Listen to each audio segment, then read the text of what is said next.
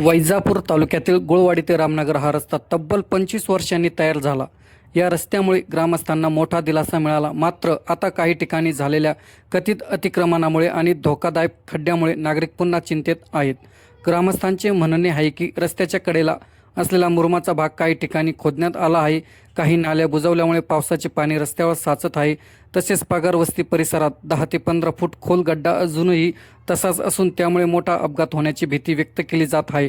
ग्रामस्थांनी प्रशासनाकडे तातडीने अतिक्रमण हटवून खड्डा बुजवण्याची मागणी केली आहे। आता या मागणीकडे प्रशासन किती लवकर लक्ष देते हे पाहणे महत्त्वाचे ठरणार आहे।